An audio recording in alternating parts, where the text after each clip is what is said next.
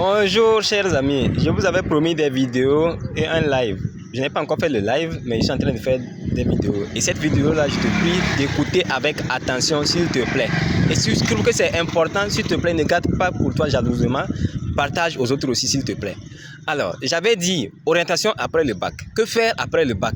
Je ne vais pas encore parler de comment choisir son département ou bien sa filière à l'université ou autre là. Non, non, non. J'avais déjà dit qu'on peut après le bac apprendre un métier.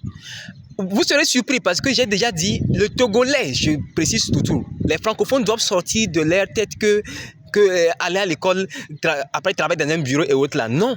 Non, non, non, non, non. Et vous allez voir les gens, les intellectuels ou bien les gens qui ont de gros diplômes vivre dans des conditions minables et ceux qui n'ont pas même des diplômes, même travailler avec la main et réussir leur vie et avoir de grosses maisons, de grosses fortunes, ainsi de suite. Ce n'est pas du tout bien.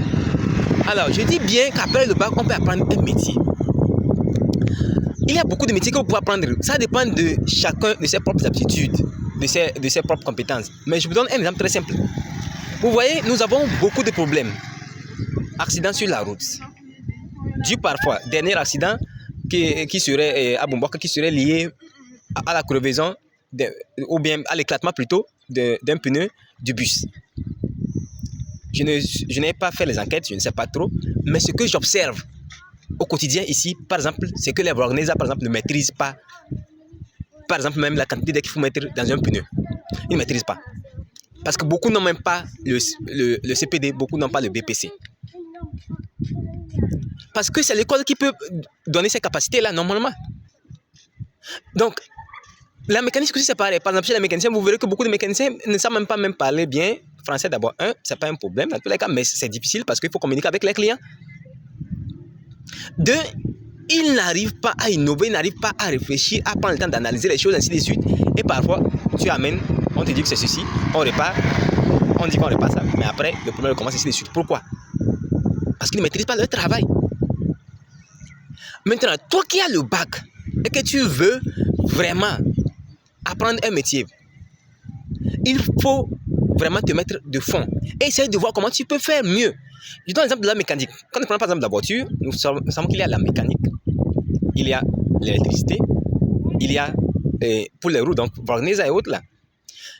Un bachelier, même quelqu'un qui a la licence ou le doctorat, même qui n'arrive pas à réussir dans son domaine, qui veut vraiment réussir sa vie, peut se mettre à se former dedans, peut se donner 3 ans, 4 ans ou 5 ans. Il apprend tous ces 3 domaines-là. Il étudie aussi. Aujourd'hui, vous pouvez étudier même à travers votre propre lecture. Comment les moteurs sont construits.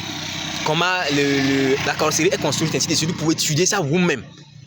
S'il n'y a pas même cette école-là ici, vous pouvez étudier vous-même. L'auto-formation.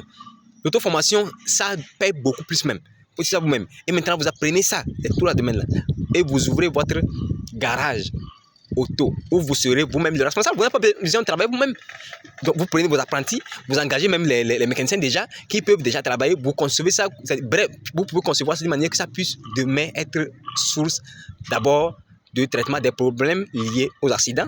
Donc, parce que vous allez travailler bien, vous ne mettrez pas trop de l'air dans les pneus pour que ça puisse éclater en cours de route. On allait vérifier parce qu'il y a chaque voiture, il y a des instructions à propos. Mais quelqu'un qui ne sait pas lire, comment il peut comprendre ça? Quelqu'un qui lui sait que c'est ce qu'on a dit ce que son patron a dit, c'est ça qui vaut. Il n'arrive même pas à faire le truc, ça ne va pas marcher. Donc, j'ai donné juste un exemple de la mécanique bien des voitures et autres là. Vous-même voyez clairement. D'ailleurs, même vous voyez aussi clairement dans notre pays ici là. Combien de voitures neuves roulent? C'est la voiture venue. Donc, ça tombe en panne régulièrement. C'est un domaine qui ne peut pas chuter du jour au lendemain ici. Et comme je dis, si vous alliez technologie, esprit critique que vous avez reçu pendant votre cursus scolaire ou universitaire, vous verrez que vous allez réussir très bien.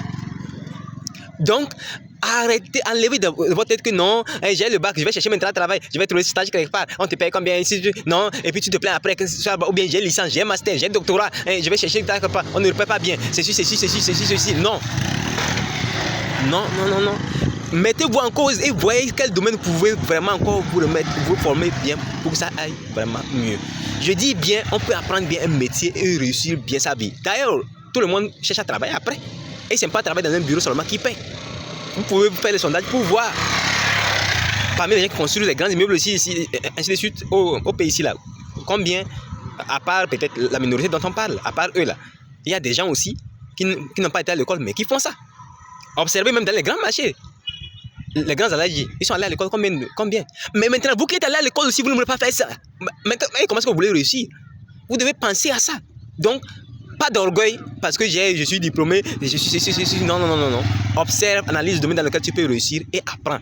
Si c'est la maçonnerie, tu peux faire bien. D'ailleurs, même, on constate généralement que les gens de métier ne font pas bien le travail, ils ne sont pas honnêtes, ils ne respectent pas les rendez-vous, parce qu'ils manquent de formation d'esprit. C'est-à-dire que leur esprit, ils n'ont pas réussi ça assez. Toi qui as ça là, maintenant là, mets-toi à apprendre le métier et tu verras si tu vas réussir ou pas.